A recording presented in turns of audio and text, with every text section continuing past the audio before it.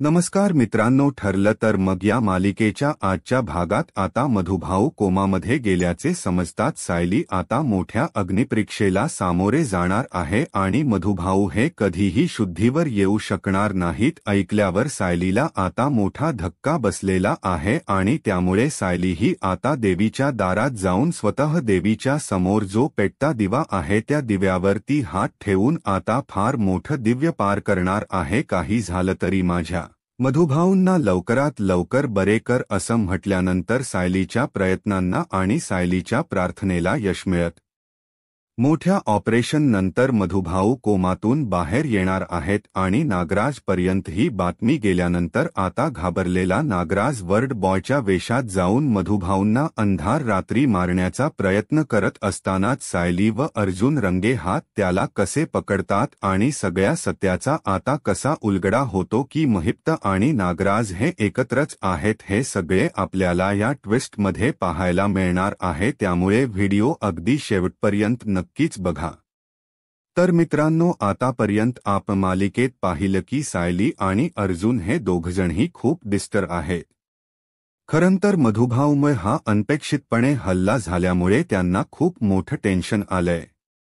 अशातच डॉक्टरांनी सायलीला सांगितले की मधुभाऊ आता कधीच बरे होऊ शकणार नाही, ते कोमात गेलेत आणि हे ऐकल्यावर मात्र सायलीला आता धक्का बसतो, कारण कितीही काही झालं तरीही सायली ही अशा अवस्थेत असते की काही झालं तरी मधुभाऊंच जाणं किंवा त्यांचं कोमामध्ये असणं हे तिच्यासाठी एकच आहे। म्हणूनच ती खूप घाबरते आणि त्याच वेळेला घाबरलेली सायली अगदी ढसाढसा रडू लागते आणि त्यावेळेला पूर्णाही तिच्या जवळ असताना पूर्णाला ती मिठी मारते आणि काय झालं हे सगळं काय होऊन बसलं तेव्हा पूर्णाजी तिला शांत करते आणि म्हणते की बाळा धीर खचू नको देऊस, होईल सगळं व्यवस्थित होईल, तुझा विश्वास आहे आपल्या देवावर, सगळं ठीक होईल। तेव्हा मग प्रताप म्हणतो की हो बाळा नको काळजी करूस, होईल सगळं व्यवस्थित। अर्जुनलाही टेन्शन आलेलं असतं की आता कसं करायचं। त्याच वेळेला आता मधुभाऊ कोमात गेल्यामुळे अर्जुन विचारच करत राहतो की नक्की हे सगळं कशामुळे घडलं असेल आणि मधुभाऊंना हे सगळं सत्य समजलंच, म्हणजे सायलीचे आईबाबा कोण आहेत हे सत्य त्यांना समजलंय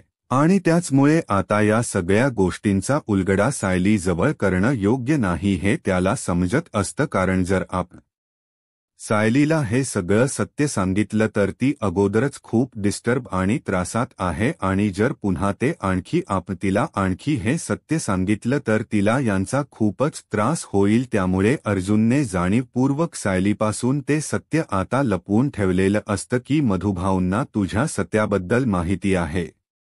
सायली आता खूप रडायला लागते आणि डॉक्टरांना सांगते की प्लीज डॉक्टर असं करू नका, माझ्या मधुभाऊंना प्लीज शुद्धीवर आणा तुम्ही। तेव्हा मग डॉक्टर म्हणतात की मॅडम तुम्ही प्लीज स्वतःला सावरा, आम्ही आमचे पूर्ण प्रयत्न करतोय परंतु पेशंट काहीच रिस्पॉन्स देत नाहीये, तर आम्ही तरी काय करणार आहोत, त्यामुळे आता आमच्याकडे कोणताही पर्याय नाहीये। तेव्हा मग आता डॉक्टर म्हणतात की हे बघा काही झालं तरीही आम्ही आमच्या परीने पूर्ण प्रयत्न करतोय, आता तुम्हाला देवाचाच आधार आहे, तुम्ही देवाकडेच प्रार्थना करा, कारण जोपर्यंत आमचे प्रयत्न चालू आहेत तोपर्यंत देवाचाही आधार असला तर सगळ्या गोष्टी अगदी व्यवस्थित होतील। त्यामुळे आता एक गोष्ट नक्कीच यांच्या बाबतीत करावी लागणार आहे, ते म्हणजे की यांचं एक मोठं असं क्रिटिकल ऑपरेशन करावं लागणार आहे आणि त्या ऑपरेशनमध्ये एकतर पेशंट हा कायमचा बरा होऊ शकतो किंवा तो कायमचा कोमामध्येच राहील, तो पुन्हा कधीही बरा होणार नाही आणि हे खूप मोठे रिस्क आहे। त्यामुळे अर्जुनला ते विचारतात की तुम्ही या ऑपरेशनसाठी रेडी आहात का, त्यावेळेला अर्जुन म्हणतो की हो डॉक्टर मी रेडी आहे, तुम्ही महागातल्या महागात मोठ्यातल मोठा डॉक्टर बोलवा, पैशाचा काहीच प्रॉब्लेम नाही, मधुभाऊ हे बरे झाले पाहिजेत इतकंच मला वाटतं, तुम्ही त्यांच्यावर योग्य ती उपचार करा आणि प्लीज पैशांचा विचार अजिबात करू नका, चांगला डॉक्टर बोलून तुम्ही प्लीज त्यांची सर्जरी करा। हे सगळं जे काही झालंय त्या बाबतीत आपण फार मोठ्या ऑर्थोपेडिकला बोलवणार आहात असं डॉक्टर बोलतात। त्यावेळेला मग अर्जुन म्हणतो की ठीक आहे, कुठलीही सर्जरी काही करायचं असेल तरी सांगा, परंतु मधुभाऊ आमचे वाचले पाहिजेत, ते कोमातून बाहेर आले पाहिजेत। तेव्हा मग डॉक्टर म्हणतात की ठीक आहे, एक फॉर्म भरायचा आहे, तो फॉर्म तुम्ही भरून घ्या आणि मग तो फॉर्म भरून झाल्यानंतर तुमची साईन त्यावर लागेल। तेव्हा मग अर्जुन म्हणतो की हो, मीच त्याच्यावर साईन करेन, कारण मीच त्यांचा एकमेव आधार म्हणजे त्यांचा मुलगा। आता हे ऐकल्यानंतर साहिलीला खूप खूप बरं वाटतं। अर्जुन सर हे स्वतः या सगळ्या गोष्टी अगदी जातीने पाहतात, परंतु या ऑपरेशन नंतर जर खरंच मधुभाऊ शुद्धीवर आले नाहीत तर ते काहींचे आयुष्यभर कोमात राहतील, ते आमच्याशी कधीही हसू बोलू शकणार नाहीत। कोमातला माणूस म्हणजे गेल्यातला समा माणूस, फक्त आपल्यासमोर हा तो असणार आहे। आता सायली म्हणते की नाही, काही झालं तरी माझे मधुभाऊ वाचलेच पाहिजेत। आणि मग आता अर्जुन म्हणतो की हे बघा डॉक्टर, मी फॉर्म भरलाय आणि मी साईन देखील केलेली आहे, त्यामुळे प्लीज तुम्ही हे पेपर्स घ्या आणि लवकरात लवकर आमच्या पेशंटला बरं करा। आता सायरी ठरवते की आता माझ्याकडे एकच आधार आहे, तो म्हणजे देवाचा। मला कुठलीही अग्निपरीक्षा द्यावी लागली तरी मी ती माझ्या मधुभाऊंसाठी देणार। माझे मधुभाऊ शुद्धीवर आलेच पाहिजेत। आता ती मोठी परीक्षा देण्यासाठी देवळात निघते, तेवढ्यातच आता मग प्रताप म्हणतो की सायली बाळा, काय झालं, तू कुठे निघाली असते? म्हणते की बाबा, मला देवीच्या देवळात जायचं, मी आता देवीच्या देवळात जाऊन एक व्रत करणार आहे आणि ते व्रत हे पूर्णपणे व्यवस्थित पार पडणार आणि काही झालं तरीही पेटता दिवा हातात घेऊन मी हे व्रत पूर्ण करणार आहे। आणि त्यासाठी जळता कापूर हातात धरावा लागला, माझा हात भाजला तरीही मला चालेल, परंतु माझे मधुभाऊ लवकर बरे झाले पाहिजेत। आता प्रताप म्हणतो की सायली बाळा, असं स्वतःला त्रास करून घेऊन काहीच होणार नाहीये, त्यामुळे प्लीज तू असा विचार करू नकोस, शांत रहा, सगळं काही व्यवस्थित होईल। प्लीज असा निर्णय नको घेऊस, टोकाचा तुझं व्यवस्थित राहणं गरजेचे आहे। असं करत असताना जर तुला काही झालं, सायली म्हणते की नाही आता बाबा, मी कुणाचंच ऐकणार नाहीये, मला फक्त आता देवीचा धावा करायचा आहे, काही झालं तरी तिने माझं ऐकलंच पाहिजे। अस हट्टाला आता ती पेटलेली असते आणि रडत रडतच बिचारी एकदा मधुभाऊंना बघून घेते। मधुभाऊ अजूनही त्याच अवस्थेत असतात, तेव्हा तिला आता रडत असताना मधुभाऊंचा चेहरा आठवतं की माझे मधुभाऊ हे किती टेन्शनमध्ये दुःखामध्ये आहेत। आता कुठे त्यांच्या आयुष्यात चांगले सुखाचे दिवस येणार होते, परंतु आता इतक्यातच हे सगळं घडलं। याचा सायलीला खूपच त्रास होत असतो आणि मधुभाऊंना तिने मारलेली शेवटची मिठी आता तिला आठवत असते आणि त्याचप्रमाणे मधुभाऊंना ती देवळात घेऊन बसलेली आणि जे देवळातल देवीच्या देवळातल ते सगळं तिला आता आठवत असतं आणि ती विचार करते की नाही, आता मला त्याच देवीच्या देवळात जायचे, मला तिला जाब विचारायचं की माझ्यासोबत असं का केलं? माझे मधुभाऊ हे इतके चांगले व्यवस्थित असताना मला त्यांच्यापासून का दूर केलं, का हिरावलं? आता सगळ्या गोष्टी ती बोलत बोलतच निघालेली असते। अर्जुन म्हणतो की सायली, मी येतो तुझ्याबरोबर। सायली म्हणते की नको अर्जुन सर, तुम्ही इथे थांबा, तुमची इथे गरज आहे आणि मधुभाऊ बद्दल काहीही बातमी समजली तरी प्लीज मला सांगा, मी तिथेच देवीच्या देवळात आहे। असं म्हणून सायली आता निघालेली असते, डोळ्यात अश्रू आणि डोळ्यामध्ये आशा असं घेऊन ती निघालेली असते आणि देवीच्या देवळात आल्याबरोबर ती आता हात जोडते आणि म्हणते की हे देवी आई, हे सगळं तुझं काय चालू आहे? माझ्या आयुष्यात अनेक दुःखाचे डोंगर पार केलेत, मधुभाऊंना तू अडकवलंस, त्यानंतर मधुभाऊ अडकले म्हणजेच जेलमध्ये गेल्यानंतर अर्जुन सर आणि माझी भेट घडवून आणलीस तू आणि ती भेट झाल्यानंतर अर्जुन सरांशी माझं लग्न झालं। खरं तर ती नियतीच होती की त्यांचं माझ्याशी लग्न झालं आणि आमचं 7 जन्माची गाठ बांधली गेली, तीही मधुभाऊ जेलमध्ये गेल्यामुळेच। आता अथक प्रयोजनानंतर 2.5 वर्षांनंतर मधुभाऊंना आम्ही जेलमधून म्हणजेच निर्दोष मुक्त करण्यात यशस्वी झालोय आणि आता हा सगळा कसला न्याय आहे देवी तुझा म्हणजे मधुभाऊंना आता कुठे चांगले सोन्याचे दिवस दिसत होते आता कुठे त्यांनी पुन्हा त्यांचा आश्रम म्हणजेच त्यांची मनातली मोठी इच्छा पूर्ण करायला सुरुवात केली होती मग हे सगळं का केलंस तू का असं घडवलंस माझ्या मधुभाऊंच्या बाबती इथं एकमेव माझा माहेरचा आधार का हिरवलास माझ्यापासून तरी इथे प्रतिमा पण देवाकडे प्रार्थना करत असते की देवी आई असं काहीही चुकीचं घडवून आणू नकोस काही झालं तरीही सायली ही खूप गुणी मुलगी आहे आणि प्रत्येक वेळेला ती सगळं यांच्या सुखाचाच विचार करत असते कधीही कोणाला तिने दुःख दिलेलं नाही किंवा कधीही कोणाला तिने फसवलेलं नाहीये मग अशा गुणी मुलीच्या बाबतीत असं का घडवतेस देवी आई अगं तिच्या आयुष्यात सत दुःख असतं कोणालाही फसवत नाही किंवा सगळ्यात अगोदर दुसऱ्यांचाच आनंद विचार करणारी मुलगी आणि दुसऱ्यांचा चिंतणारी चांगलं चिंतणारी मुलगी तू असं तिला दुःख का देतो नको मधुभाऊना लवकर ब्र कर अस इथे प्रतिमा देखील प्रार्थना करतच असते त्यावेळेला मग इथे महिप्तकडे नागराज आलेला असतो त्यावेळेला तो खूप घाबरलेला असतो महिप्त म्हणतो नागराज शेठ बोला काय झालं अहो कशाला घाबरलात तुम्ही इतके सांगा त्या तुमच्या वहिनीचा काही बंदोबस्त केला का तेव्हा मग नागराज म्हणतो की वहिनीच सोडा एक मोठी बातमी आहे त्या म्हातायाला मध्याला सगळं समजलं की सायली हीच खरी तन्वी आहे ऐकल्यावर महिप्तलाही धक्काच बसतो तो म्हणतो की काय बोलताय तुम्ही नागराज शेठ तेव्हा मग तो म्हणतो की हो खरंच बोलतोय मग आता त्या म्हातायाला उडवा असं सांगितल्याबरोबर नागराज म्हणतो की हो मी तेच केल त्या दिवशी बाहेर दहीहंडी चालू होती सुभेदारांकडे सगळे जमले होते त्यावेळेला त्या म्हातारीच्या रूममध्ये आमच्या प्रतिमा वहिनीचा आणि सायलीचा लहानपणीचा फोटो होता तो फोटो पाहून त्या म्हातायाला समजलं की सायली हीच खरी आहे आणि ते समजल्यानंतर मग तो म्हातारा त्या सायलीला आणि अर्जुनला सांगण्यासाठी जात होता त्यावेळेला मी बरोबर त्याला हेरलं आणि पाठून त्याच्यावर मी त्याच्या पाठीवरच सूर्याने वार केला आणि तो म्हातारा तिथेच पडला आणि मी तिथून पळ काढलाय आणि आता सगळं व्यवस्थित चेंज करून तुझ्या इथे आलोय आता महिप्त काय करायचं मला खरंच काही कळत नाहीये जर त्या म्हातायाच तेव्हा मग महिप्त म्हणतो की त्या म्हातायाचा खेळ तुम्ही खल्लास केला ना तो ढगात गेला ना मग कशाला घाबरायचं तेव्हा मग नागराज म्हणतो की नाही तो ढगात गेलेला नाहीये तो अजूनही जिवंत आहे तेव्हा मग महिप्त म्हणतो की जिवंत कशाला ठेवलाय मारायचं की याला मग तो म्हणायला लागतो म्हणजेच नागराज की कसं मारणार त्याला डॉक्टरांनी सांगितलं आहे की तो कोमामध्ये आहे आणि अर्जुनने त्याच्यासाठी एक मोठे डॉक्टर बोलावलेत जर ती सर्जरी यशस्वी झाली तर म्हातारा शुद्धीवर येणार आणि सगळं सत्य सांगणार तेव्हा मग महिप्त सांगतो की एक मिनिट आता एक गोष्ट तुम्हाला करावी लागणार आहे ते म्हणजे की आता त्या म्हातायाला तुला ढगात पाठवावं लागेल मग नागराज म्हणतो की हे कसं करणार मी सगळं तेव्हा आता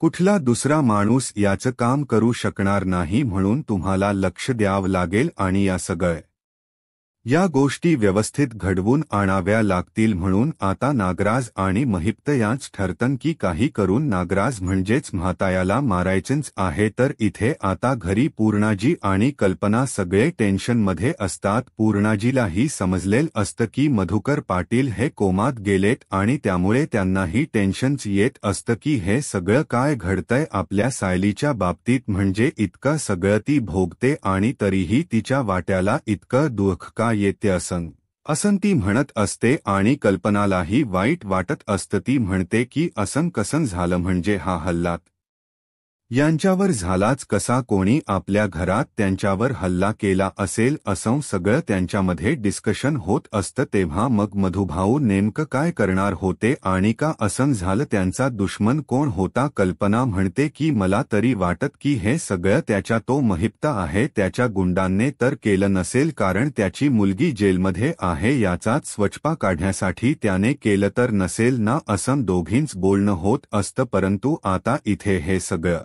कल्पनालाही पटलेलं असतं की सायलीच्या बाबतीत खरंच खूप चुकीचं घडतंय म्हणजे तिच्या आयुष्यात कुठलंतरी सुख येत परंतु देव तिच्यापासून नेहमी हिरावून घेतो. आता स्वतः पूर्णाजी ही देवी आईकडे प्रार्थना करतात की देवी आई असा कोणत्याही घात त्या मधुकर पाटलांचा करू नकोस, कारण साहिलीचे आई बाबा कोण आहेत हे खरंच कोणालाही माहिती नाहीये, परंतु मधुभाऊ हे एकमेव तिचा माहेरचा आधार आहेत. त्यांना त्यांच्यासारख्या चांगल्या माणसाला नको हिरावून घेऊच देवी अस आता पूर्णाजी प्रार्थना करत असते. आणि कल्पनालाही आता सायलीबद्दल खूपच वाईट वाटायला लागलेलं असतं. तर इथे सायली पण देवीच्या देवळात पोहोचलेली असते, कारण तिलाही काहीही करून मधुभाऊंना म्हणजे शुद्धीवर येण्यासाठी प्रयत्न करायचे असतात. म्हणूनच ती देवीच्या देवळात आलेली असते आणि देवी पुढे हात जोडत म्हणते की देवी आई हा तुझा सगळा काय कारभार चालू आहे? अगं तू असे करू नकोस, माझ्या मधुभाऊंना माझ्याकडे परत दे, नाहीतर इथेच मी तुझ्या देवळातच प्राण सोडायला तयार आहे. काहीही झालं तरीही माझे मधुभाऊ परत पाहिजेत मला.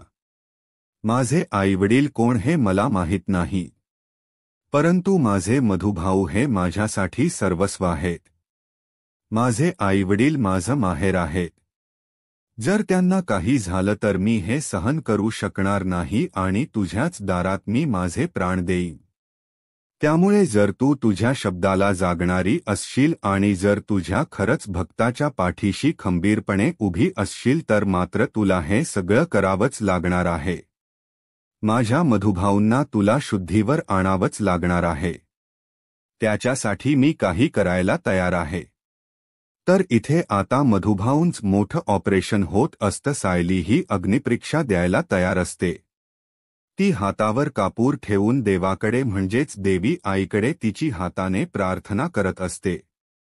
काही झालं तरीही आजच्या आज मी इथे स्वतःचे प्राण त्यागायला तयार आहे, परंतु माझे मधुभाऊ मला जिवंत पाहिजेत असंच आता देवी पुढे तिने एक वेगळी अट ठेवलेली असते. तेवढ्यातच आता ऑपरेशन नंतर डॉक्टर बाहेर येतात आणि अर्जुनला ते सांगतात की मिस्टर अर्जुन सुभेदार तुमचं ऑपरेशन सक्सेसफुल झालेला आहे आणि मधुकर पाटील हे आता आउट ऑफ डेंजर आहेत. येत्या 12 तासांमध्ये आता त्यांना शुद्ध येईल. हे ऐकल्यानंतर आता अर्जुन खूपच खुश होतो आणि तो आता ठरवतो की मी धावत धावत सायलीकडे जातो आणि त्याच वेळेला तो आता धावत धावत सायली असते त्या मंदिरामध्ये येतो आणि आल्यानंतर सायलीला म्हणतो की सायली आपलं देवी आईने ऐकलं, तुझ्या प्रार्थनेला फळ आलं, आपले मधुभाऊ हे आता क्रिटिकल सिच्युएशनमधून बाहेर आलेत, म्हणजेच डॉक्टरांचं ऑपरेशन सक्सेसफुल झालेलं आहे आणि डॉक्टरांनी सांगितले की ऑपरेशनला त्यांना यश मिळालेला आहे आणि शिवाय ते येत्या 12 तासांमध्ये शुद्धीवर येतील आणि त्यामुळे तुम्ही आता काळजीचं कारण करू नका.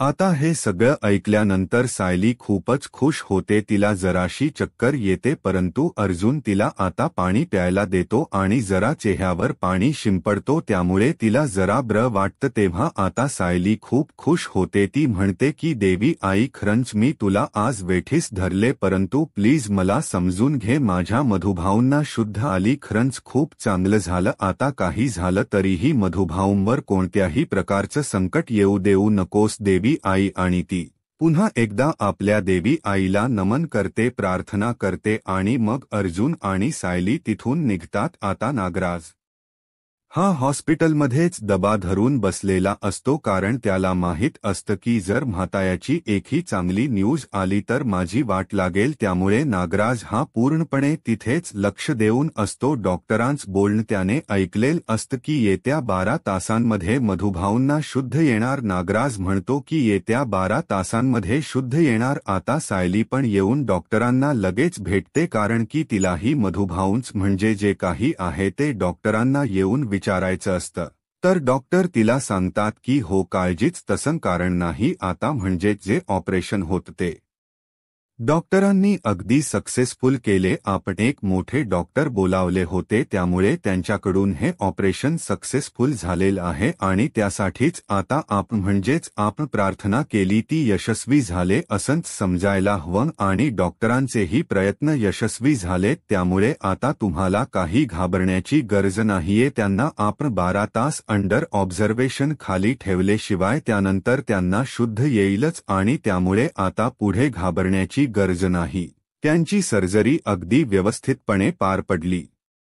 ब्लड लॉस झाल्यामुळे या सगळ्या गोष्टी घडल्यात, परंतु काळजी करू नका, होईल सगळं व्यवस्थित. आणि जसं त्यांचं म्हणजे जशी त्यांची काळजी घेतली जाईल तसे ते रिकव्हर होतील असं म्हटल्यानंतर आता नागराज ऐकतो आणि म्हणतो की नाही, हे सगळं घडणं हे मला खूप कठीण पडू शकतं. येत्या 12 तासांच्या आत त्या मध्याला शुद्ध येण्याच्या आधीच त्याला मला संपवलं पाहिजे असं आता नागराज तिथे उभा राहूनच विचार करतो, कारण काही झालं तरीही मला आता हॉस्पिटलमध्ये स्वतः उतरायला हवं, कारण दुसऱ्या कोणाच्याही हातात हे काम देऊ. जर ते झालं नाही तर मात्र माझी वाट लागेल, त्यामुळे आता मला स्वतःला जायला हवं. अशा प्रकारे आता इथे तो स्वतःच वॉर्डबॉयचा वेश घेऊन हॉस्पिटलमध्ये शिरण्याचा प्रयत्न करत असतो. त्याच वेळेला आता रात्रीच्या वेळी कोणीही नसताना, म्हणजेच सायली आणि अर्जुनचा तिथेच डोळा लागलेला असताना नागराज हा स्वतः तिकडे आता आतमध्ये शिरतो आणि मधुभाऊ ज्या बेडवर असतात त्या बेडवर तो येतो आणि बेडवर आल्यानंतर मधुभाऊ हे अगदी त्यांच्याकडे बघत म्हणतो की म्हाताया, तू किती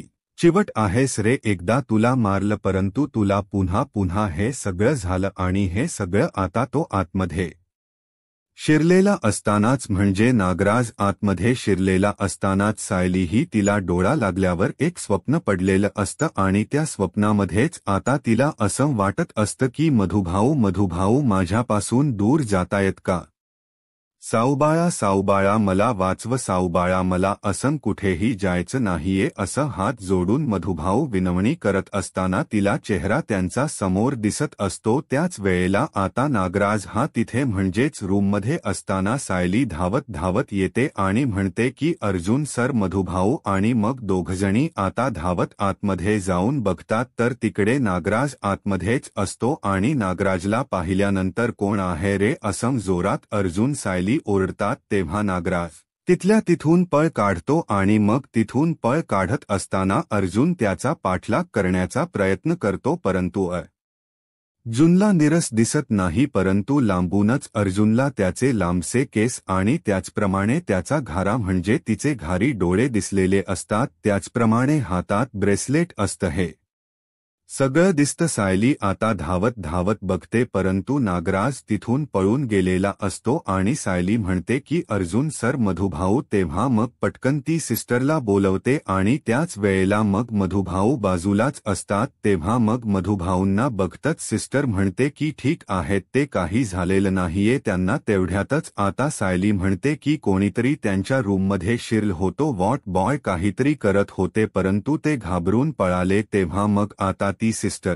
म्हणते की आता यावेळेला यावेळेला कोणीच वडबॉय येत नाही असं म्हटल्यावर आता सायली अर्जुनला म्हणते की अर्जुन सर, कोण होतं? म्हणजे मधुभाऊंवर हल्ला करण्यासाठी कोणीतरी परत प्रयत्न करतंय, म्हणजे कोणीतरी ही बातमी त्यांना समजली की मधुभाऊंना शुद्ध येणार आहे, म्हणूनच हे सगळं करण्यासाठी कोणीतरी आलं होतं. आता अर्जुन सायली यांना खूप टेन्शन येतं. सायली म्हणते की अर्जुन, जर काही झालं तरीही मी मधुभाऊंच्या उशाशी बसून राहणार आहे, त्यांना काही होऊ देणार नाहीये. आणि मग अर्जुन म्हणतो की नको काळजी करू सायली, मी आहे ना, मी सगळं बघेन आणि मधुभाऊंना मी काहीही होऊ देणार नाहीये, हा माझा शब्द आहे तुला, इट्स माय प्रॉमिस असं तो तिला बोलतो. आणि त्यानंतर मग साहिलीला टेन्शन असतं की नेमकं मधुभाऊंना कोण मारण्यासाठी प्रयत्न करत असेल. तेव्हा आता अर्जुन लक्षात घेतो, म्हणजेच अर्जुनला आठवतं की ती व्यक्ती म्हणजे मला जरासा तिचा चेहरा आठवतोय, अंधार होता, म्हणजे त्या व्यक्तीचे डोळे हे घारे होते, त्याचप्रमाणे त्याचे केस जरा मागून अलाम लॉंग हेअर. आता हे सगळं अर्जुनला आठवत असतं की नेमकं असं कोण आहे, अशी कोण व्यक्ती माझ्या ओळखीत आहे का? तेव्हा मग